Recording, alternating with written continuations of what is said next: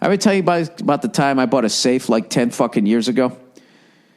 You know, I bought a safe because I had moved out and all that shit. Well, shit, moved out. I moved out for 10 years and somebody had me all fucking paranoid, that if I lost my birth certificate, my passport, I'd done my first stand-up special and I had the original, whatever the master copy of it.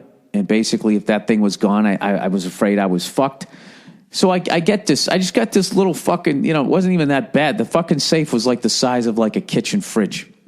I mean, one of those little ones, you know what I mean? One of those ones that you can also use as like a nightstand. So one of the things about getting a safe is you don't want anybody to know that you have it, or it kind of defeats the fucking purpose.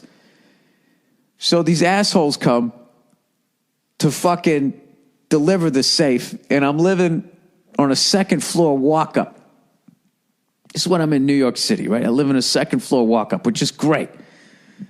So, anyways, so I'm living in New York City. I got a second floor fucking walk up. So I have these guys deliver it, right? And like I said, the thing is you want nobody to know that you have it.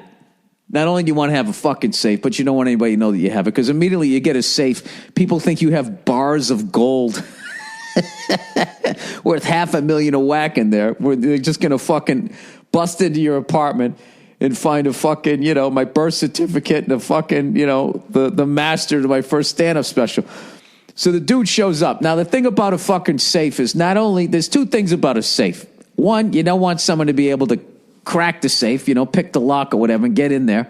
And number two, you don't want it to be you don't want someone to be able to just be able to pick it up and leave with it. So then they can go to their house and take a fucking blowtorch. So it's got to be really fucking heavy. It's got to be hard to break into. And then, depending on the thickness, it can survive a fire for a specified amount of time.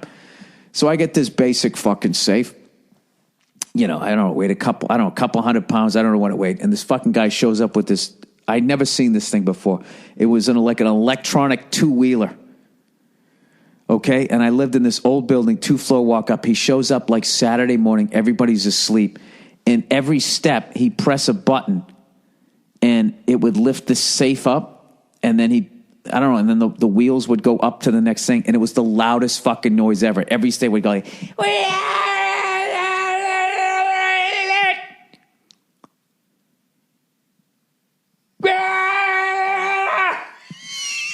he did 2 flights of stairs.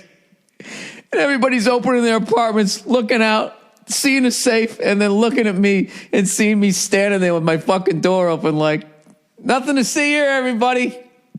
Just buying a safe for my bars of gold. I fucking was so convinced that my apartment was going to get broken into. And then what was funny, when I went to move out, I just had friends help me move out, and we didn't have that thing, so then I just had to leave the safe. I just left the safe and gave the person the combination. And that's what happens to all safes. Like, wherever they get delivered to is where they fucking stay. They're never moved. They're never moved, because they're too fucking heavy. And you just got to say, fuck it. You leave them. Nah, leave it, yeah.